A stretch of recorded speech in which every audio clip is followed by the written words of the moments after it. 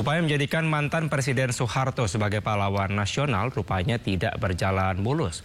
Usul tersebut sempat ditolak 2 kali sebelum akhirnya disetujui di era Presiden Prabowo Subianto.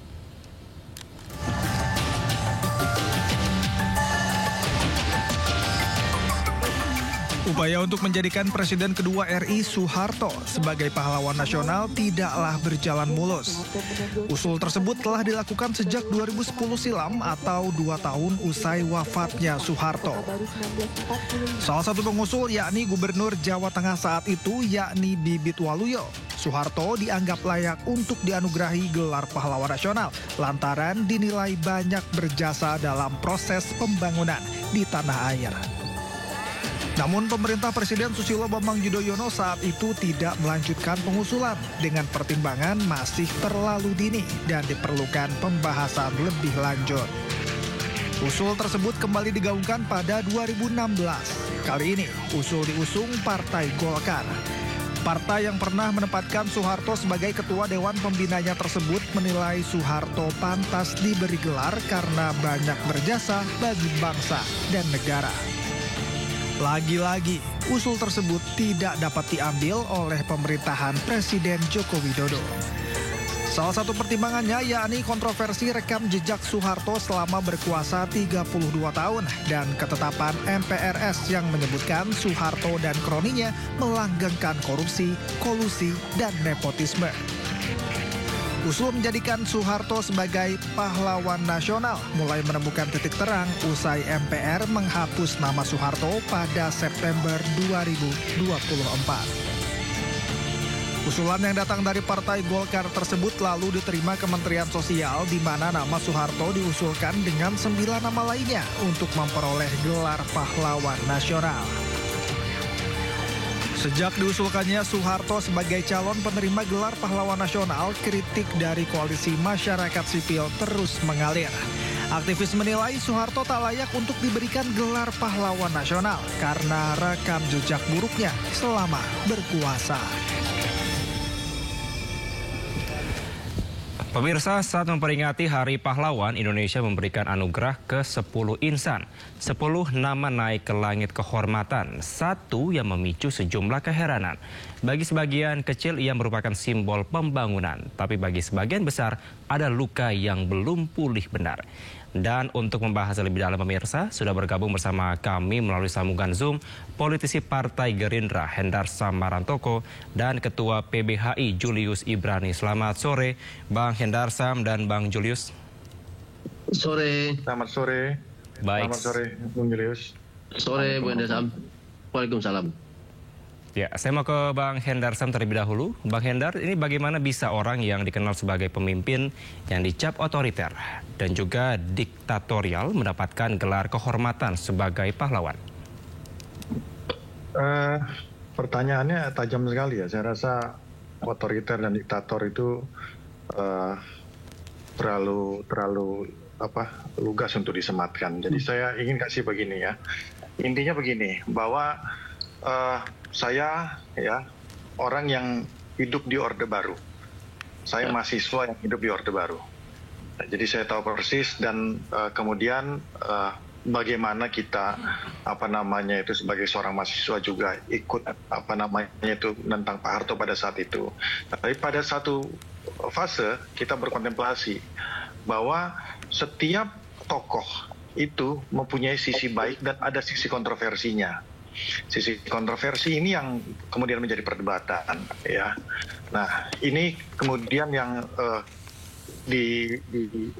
kita ulas pada saat ini beberapa kali ulas. Coba kalau kita mau lihat, setiap pemimpin pasti punya kontroversinya. Bagaimana Bung Karno? Saya pengagum Bung Karno, saya disclaimer dulu, saya pengagum Bung Karno.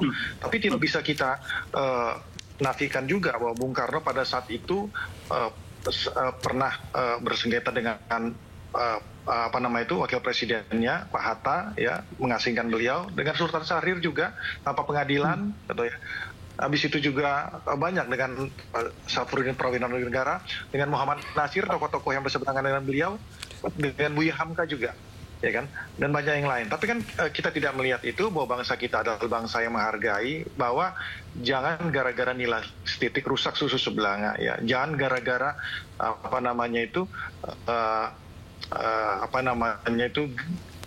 semut di ujung lautan tampak, tapi gajah di pelupuk mata tidak tampak. Jadi yang ingin kita lihat adalah jasa dan jasa-jasanya bagi bangsa ini.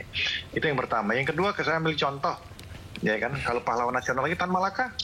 Kalau kita bicara Tan Malaka, apakah dia kontroversi atau tidak? Kontroversi kalau kita melihat. Dia adalah ketua PKI pertama 1921. Ya kan?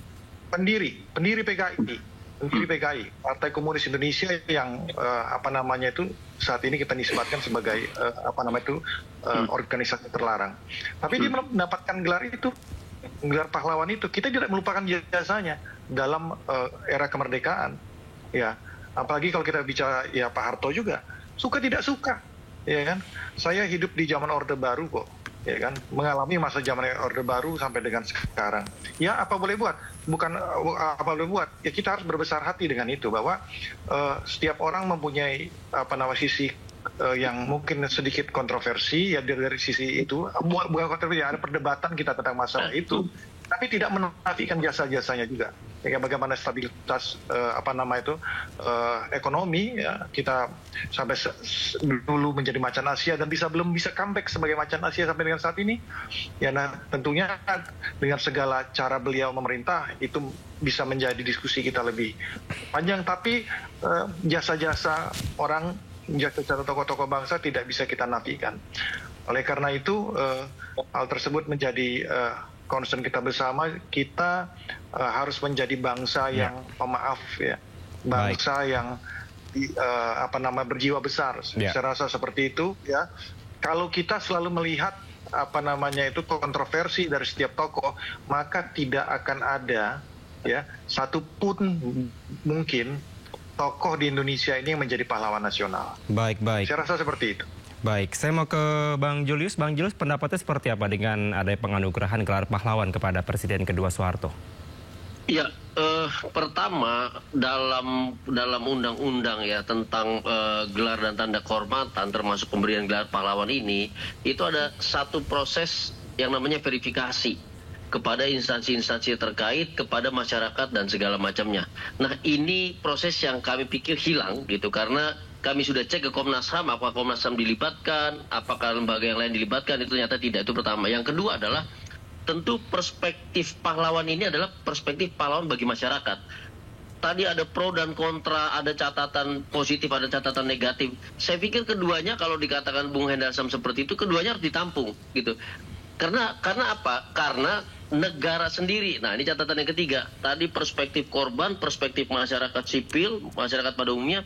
Yang ketiga, ada ketentuan peraturan, ketentuan hukum yang sampai sekarang belum diselesaikan. Makanya ketika saya analisis di sini adalah gelar pahlawan seolah-olah negara melawan negara, kebijakan negara melawan kebijakan negara.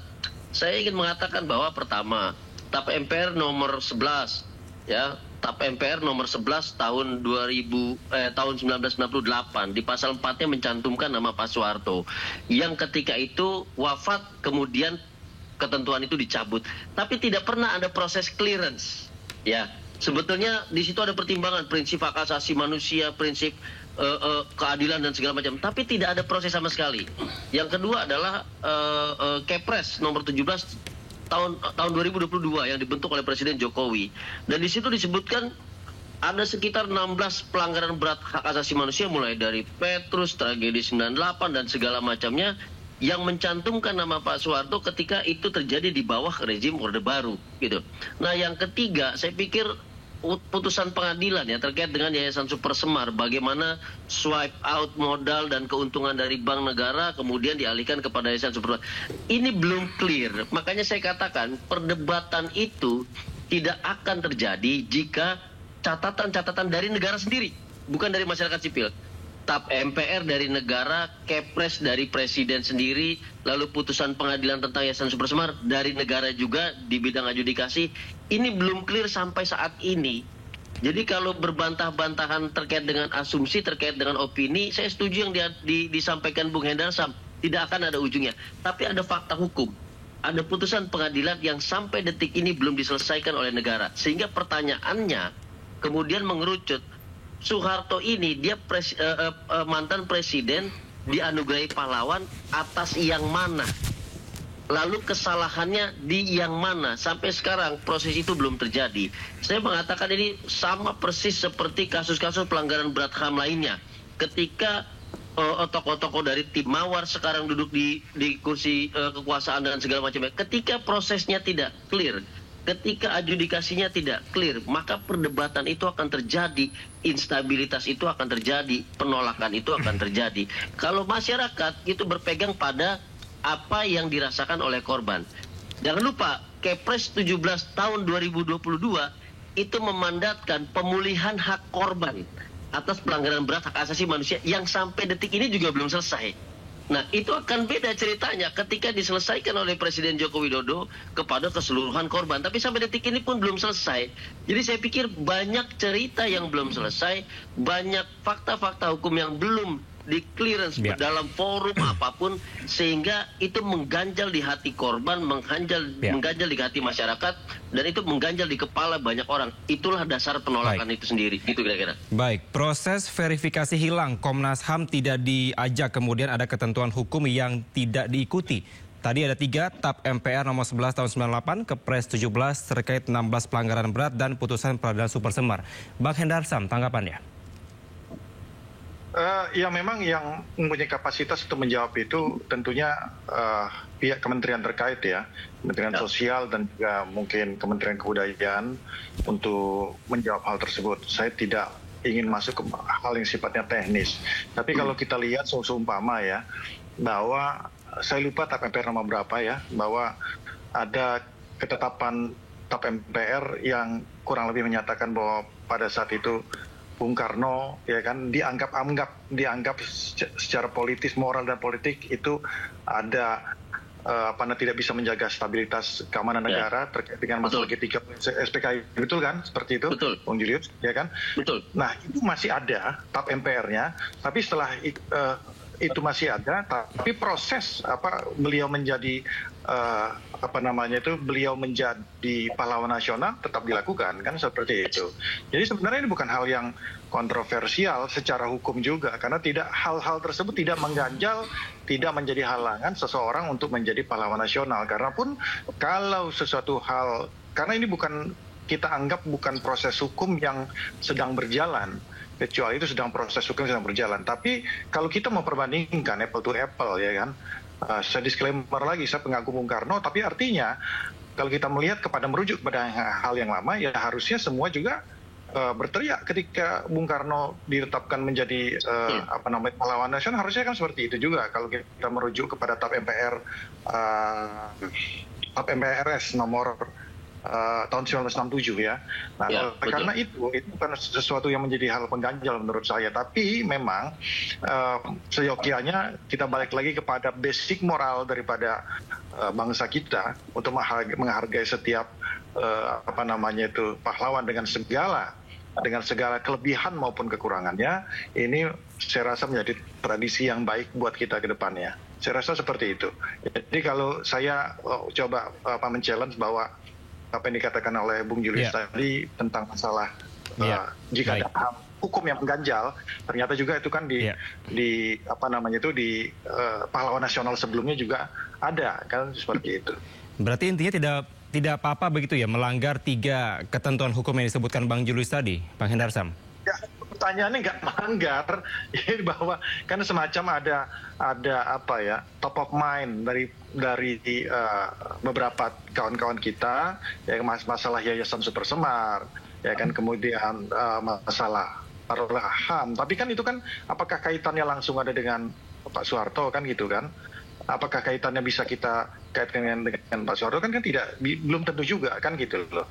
Jadi apa yang ada di pikiran kita itu belum tentu juga itu menjadi evidence gitu loh. Itu yang maksud saya. Jadi pertanyaannya ya, saya rasa salah tuh kalau nanya kayak gitu, Kevin. Sorry, saya harus koreksi.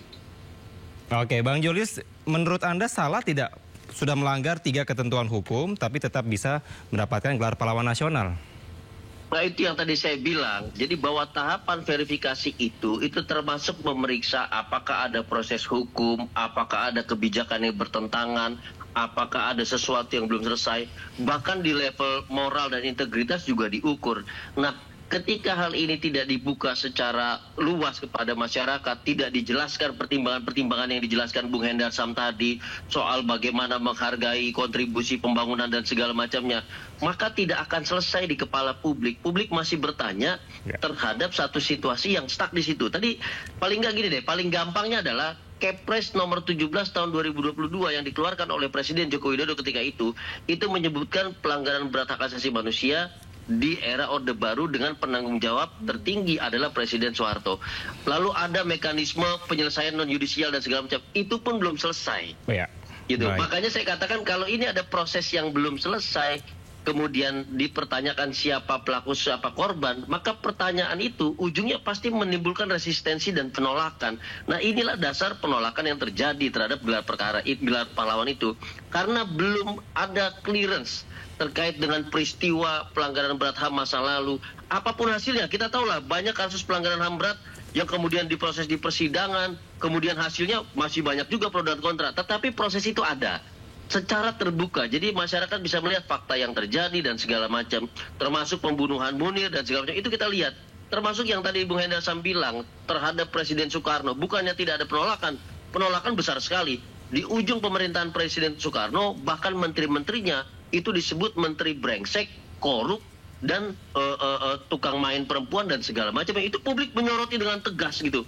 Tapi ketika ada proses pasca rezim Presiden Soekarno secara terbuka, masyarakat kemudian tahu, oh ini yang terjadi, oh ini proses yang valid, oh ini proses yang bisa dijadikan acuan bagi publik. Nah, saat ini proses-proses itu tidak ada, verifikasi itu tidak terbuka. Jadi jelas masyarakat tetap berasumsi, merasa bahwa oh, kenapa Kepres ini tidak dijawab? Kenapa TAP MPR ini tidak dijelaskan? Kenapa putusan pengadilan ini tidak dipertimbangkan? Posisi masyarakat seperti itu, dan ini sulit untuk dihindari, gitu. Baik. Bang Hendar Sam, ini belum adanya clearance dan juga belum ada kejelasan. Dan publik mungkin masih bertanya-tanya terkait dengan pelanggaran berat di masa lalu. Tanggapan Anda? Makanya gitu, kita kan sekarang gini, kalau bicara pelanggaran berat di masa lalu, dalam asas hukum pidana siapa yang berbuat maka siapa yang bertanggung jawab. Sekarang apakah ya kan adanya pelanggaran berat di pelanggaran HAM mungkin di masa lalu ya kan, apakah seluruhnya harus ditimpakan pada seorang Presiden Soeharto? Kalau seperti itu seluruh presiden kita ya kan, saya rasa akan menjadi tersandera, akan menjadi dianggap pelanggar HAM gitu loh. Nah, itu yang pokok menurut saya. Jadi apakah semua pelanggaran, contoh gitu ya, pelanggaran HAM yang terjadi di zaman SBY ketika banyak sekali aktivis ya yang menentang kebijakan BBM itu dipenjara ya, apakah itu kemudian menjadi tanggung jawab presiden? Pertanyaan saya, ya kan? Orang yang kita anggap dari satu sudut pandang memperjuangkan hak daripada masyarakat sipil. Apakah hal tersebut dapat kita nyatakan itu merupakan sebuah pelanggaran yang dilakukan Presiden SBY pada saat itu, sehingga oleh karena itu dia akan dicap selamanya menjadi seorang pelanggar HAM? Apakah ketika di zaman Joko Widodo seperti itu juga? Apakah di zaman Bu Megawati terjadi hal-hal yang sifatnya seperti itu dilakukan oleh aparatur negara, semua ditimpakan pada presiden? Kan kasihan presiden kalau seperti itu sifatnya. Jadi memang harus ada batas yang jelas terkait dengan hal tersebut. Nah, ketika masalah-masalah hukum pelanggaran HAM sudah diputuskan yang bersalah adalah si A dan si B, begitu juga dengan masalah dugaan masalah super semar sudah ada terpidana yang segala macam. Ya, sampai di situ. Kalau mau dicari-cari ini bukan kasus yang menggantung. Ya, saya katakan, jadi saya bisa menyatakan ini bukan kasus yang menggantung karena memang proses hukumnya sudah kita anggap final ya. Dan belum lagi ya, saya mungkin cukup sependapat apabila ini belum informasi tentang masalah verifikasi ini belum tersampaikan dengan jelas. Nah, itu yang perlu disampaikan karena sepengetahuan saya, ya kan, ini melibatkan puluhan ahli dan profesor di situ, ya kan, untuk mengkaji hal tersebut. Jadi ini bukan bukan ujuk-ujuk maunya kementerian-kementerian terkait saja, ya kan, bukan spirit daripada pemerintahan ini, tidak. Jadi ini kan dari tahun 2010 memang sudah diajukan, ya. Baru kemudian di zaman Pak SBY sebenarnya itu sudah mau dikeluarkan, cuman terlalu dini karena pada saat itu Pak Harto baru saja wafat. Itu aja sebenarnya. Jadi bukan isunya tentang terkait dengan masalah verifikasi dan sebagainya. Ketika diusulkan itu sudah ada sebenarnya di Kemensos tuh. Ya, cuman sekarang diverifikasi ulang aja kan gitu. Jadi tidak ada hal yang substansif menurut kita. Ya, baik. Melihat lagi kalau kita lihat respon daripada masyarakat, nah kita menghargai bahwa ada di iklim demokrasi ini ada pro dan kontra. Tapi kalau melihat pada jajak pendapat itu kemungkinan besar, bukan kemungkinan besar. Saya lihat dari beberapa survei ya itu hampir semuanya sepakat, cuman ya 15-20% ya saya rasa itu wajar saja lah ya kan. Baik. Selalu ada kontroversi tentang masalah itu, termasuk dengan almarhum Gus Dur juga kan gitu. Baik, lalu Bang Hendar, bagaimana Anda bisa meyakinkan publik bahwa pemberian dari gelar pahlawan kepada Soeharto ini bukan bentuk pelunasan utang politik atau sentimen pribadi? Dari siapa sentimen pribadinya? Dari kelompok tertentu mungkin, Bang Hendar. Ya siapa? Jadi saya bisa jelaskan dari siapa? Utang budi dari siapa kepada siapa? Coba bisa dijelaskan nggak ke saya? Ya, jadi saya bisa jawab. Dari siapa? Nggak apa bilang aja. Kita terbuka. Bang Julius ada komentar? Pertanyaannya gini. Ya. Atau pertanyaannya gini. 10 tahun, 2 kali pemilu, Pak Prabowo menghadapi Presiden Joko Widodo, isu nomor 1 itu hak asasi manusia. Dan salah satu program kampanye terkuat Presiden Joko Widodo adalah melabelkan Pak Prabowo sebagai pelanggar berat hak asasi manusia. Ini satu kunci yang saya katakan, makanya harus ada proses terbuka apapun hasilnya. Jadi dia terkunci di situ. Nah, ketika Presiden Jokowi tahun 2022 mengeluarkan Kepres 17, itu juga dilabel kuat bahwa terjadi pelanggaran berat HAM di zaman Orde Baru dan korbannya, sudah dinyatakan korbannya perlu direhabilitasi, perlu diberikan santunan dan segala macamnya, meskipun sampai sekarang prosesnya nggak jelas tuh, belum selesai itu. Nah, ini satu periode yang masih berlangsung ketika Presiden Prabowo sekarang duduk di tahta kepresidenan. Apakah posisi itu berbeda dengan Presiden Jokowi? Tidak bisa, karena ini Kepresnya pun belum dicabut.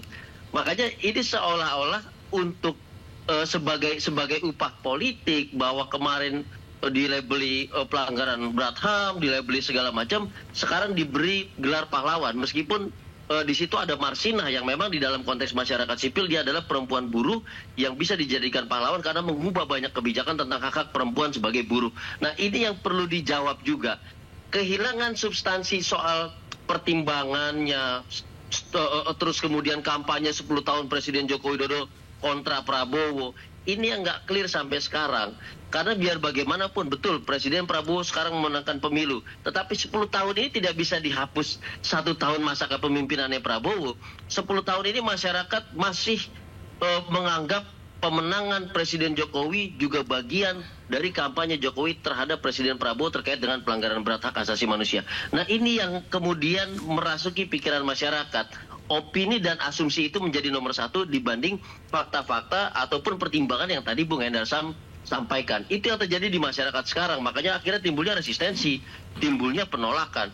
Kalau fakta-fakta tadi dijelaskan, kalau fakta-fakta verifikasi itu dibuka secara luas kepada publik, tentu tidak akan menimbulkan. Saya bilang pengadilan apapun, hasilnya apapun pasti menimbulkan perdebatan, tapi selesai barang itu karena pengadilannya, karena prosesnya telah dibuka dan putusannya telah final. Kira-kira kan begitu? Iya, perdebatan tak akan terjadi. Ya, silakan Bang Hendar. Saya tambahkan, saya kutip apa yang dikatakan Bung Julius. Saya menyampaikan fakta, ya, yang saya sampaikan fakta, ya, semuanya saya sampaikan fakta. Sedangkan di satu sisi yang disampaikan oleh beberapa kawan-kawan kita dulu ada opini dan ada asumsi. Sekarang pertanyaan saya ya kan, fakta dan asumsi dan opini ini lebih kuat mana? Itu dulu pertanyaannya. Tentunya lebih kuat fakta dan fakta, kan, evidence seperti itu. Ini tinggal masalah saya rasa pemerintah cukup terbuka karena cuman ya memang tentu saja ya Bang Fadlizon seperti sudah menyampaikan siapa saja ahli-ahli yang dilibatkan terkait dengan hal tersebut. Kementerian Sosial juga sudah menyatakan hal tersebut. Tapi kan tentunya gaung di media sosial memang itu tidak bisa kita hindari ya kan, perdebatan itu selalu terjadi di iklim demokrasi kita.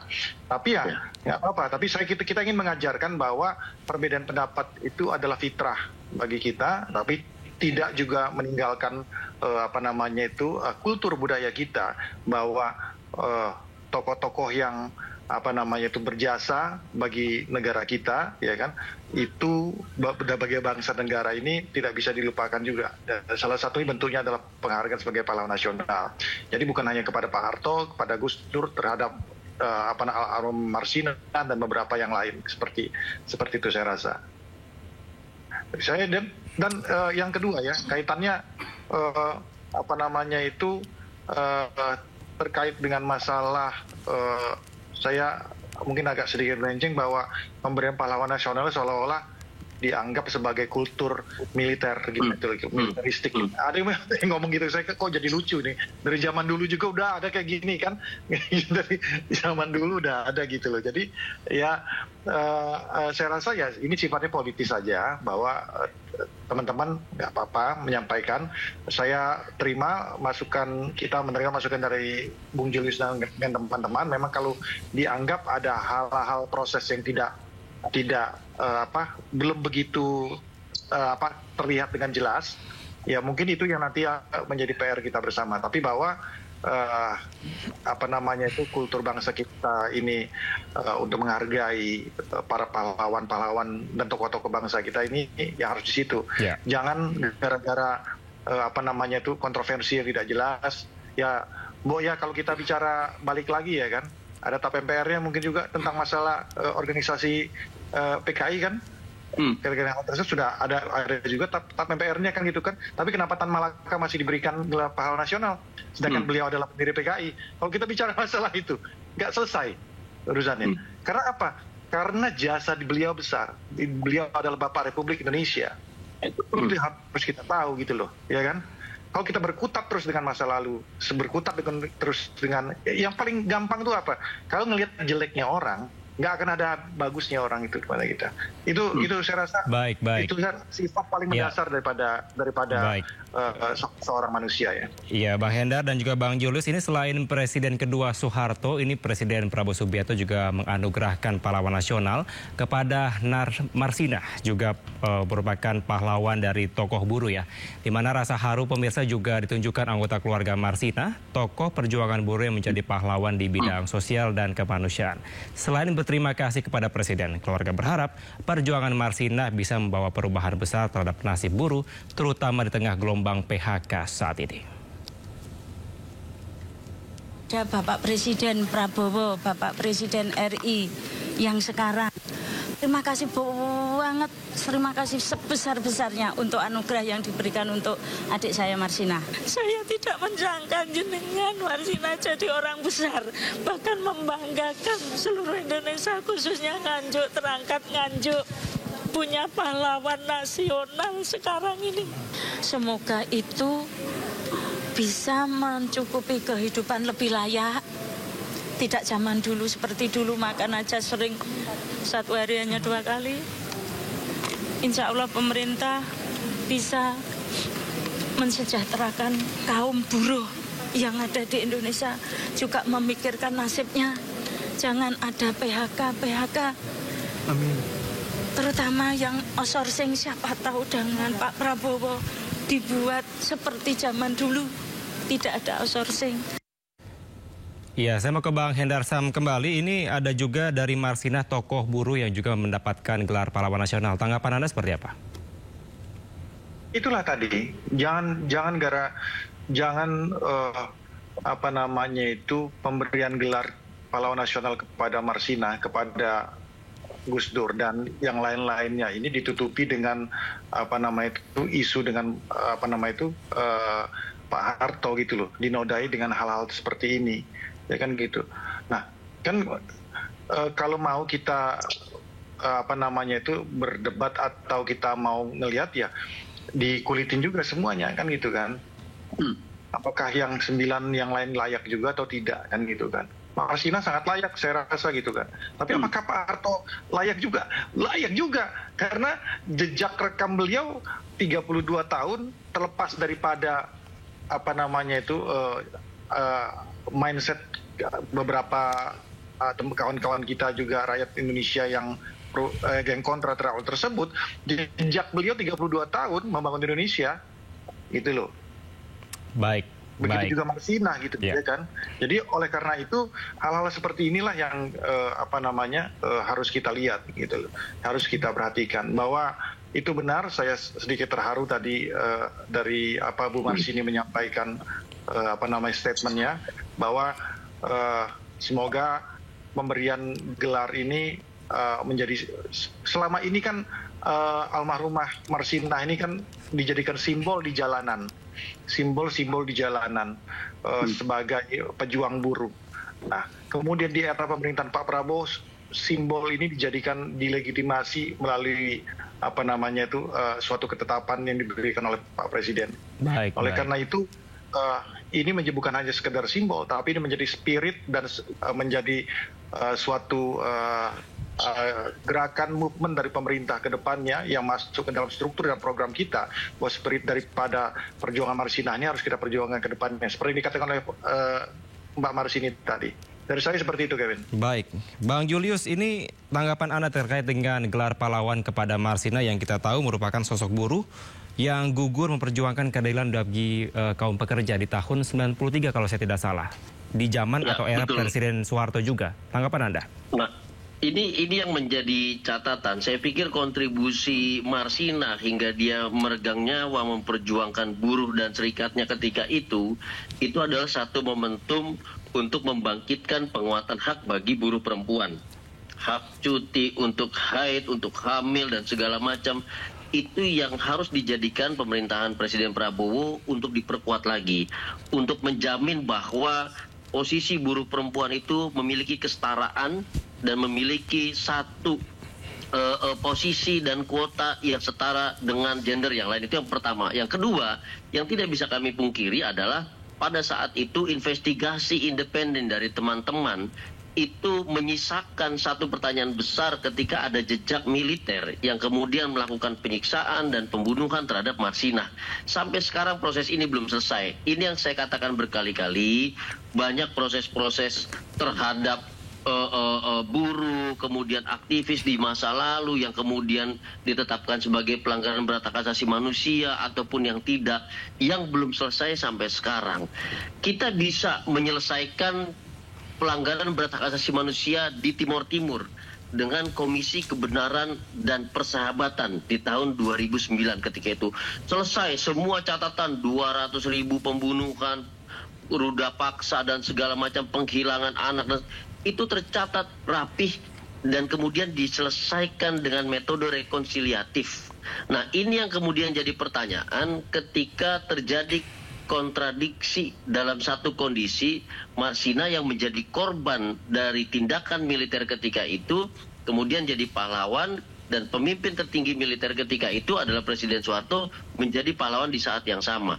Memang belum pernah ada satu proses apakah komando itu sampai pada pucuk pimpinan Panglima tertinggi Angkatan Bersenjata yaitu Presiden Soeharto atau tidak. Tetapi rezim itu, pemerintahan Presiden Soeharto itu harus menjawab kenapa permasalahan Marsina itu terjadi. Bagaimana itu harus diusut, diperiksa secara konkret. Tadi saya katakan berulang-ulang, ratusan ribu pembunuhan, puluhan ribu anak yang hilang, ratusan ribu ruda paksa yang terjadi di Timor Leste bisa diselesaikan secara terbuka dan rekonsiliatif dengan catatan yang amat sangat rapi. Apakah menimbulkan perdebatan? Iya, tetapi seketika laporan itu diselesaikan, maka itu sudah menjadi end of note, end of conversation. Ini yang saya katakan berkali-kali. Jika proses tidak ada, maka pertanyaan tetap ada. Jika proses telah ada, apapun hasilnya, apapun yang menjadi finalnya, maka pertanyaan berhenti sampai di situ. Nah, ini yang saya bilang seolah-olah Presiden Prabowo kemudian tersandra dengan berbagai macam proses yang tidak diselesaikan oleh Presiden Jokowi, tidak diselesaikan oleh Presiden SBY. Padahal kewenangan itu sekarang ada pada dirinya dan itu juga menyangkut dirinya sebagai pemimpin tertinggi dari bangsa Indonesia ini. Kan begitu? Baik. Terima kasih Bang Julius dan juga Bang Hendarsam atas informasinya. Mungkin belum banyak yang mengetahui tentang sejarah kita pada saat lalu. Terima kasih, mohon maaf karena waktu kita terbatas, kita harus sudahi dialog pada sore hari ini. Terima kasih Bang Hendarsam dan juga Bang Julius. Salam sehat selalu. Selamat sore. Terima kasih. Sore.